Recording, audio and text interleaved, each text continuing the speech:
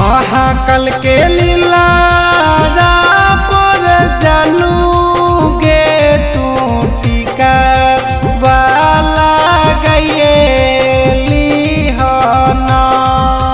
महाकाल के लीला पर जानू गे टीका वाला गयेली हना।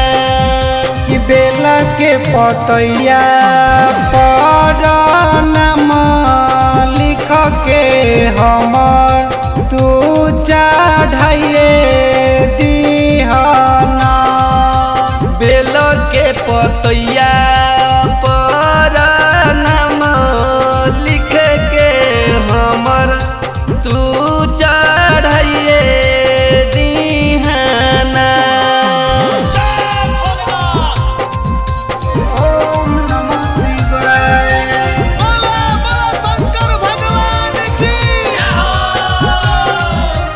ओम नमः शिवाय।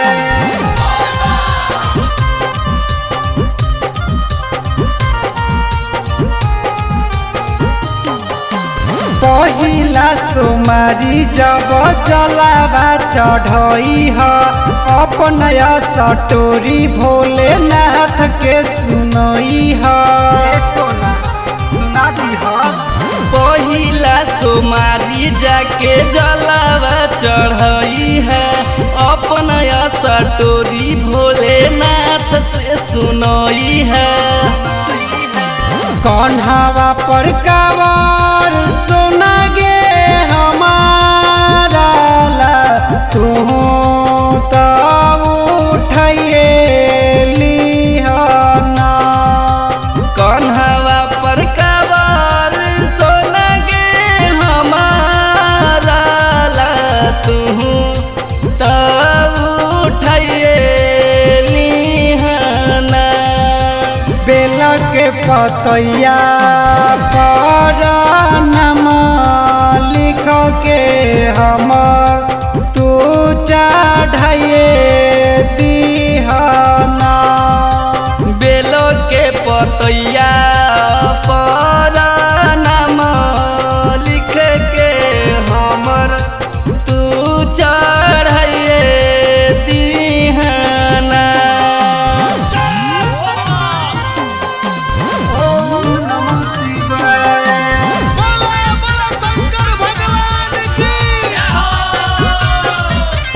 ओम नमः शिवाय।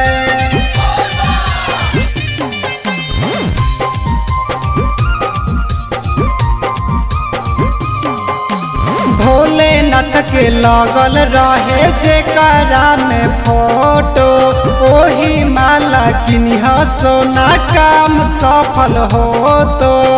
भोलेनाथ सब सफल बना दी। भोलेनाथ के लगल रहे जेकरा में फोटो ओहे माला किनी सोना काम सफल हो तो। आशीष किशन ला जानू गे शिवाजी पर सिरा वाजू कैये लिहना। आशीष किशन ला जानू गे शिवाजी पर सिरा बाजू कैये लिहना। बेला के पतैया पर नाम लिख के मुन्ना ला चढ़ाइए दीहना। बेलो के पतैया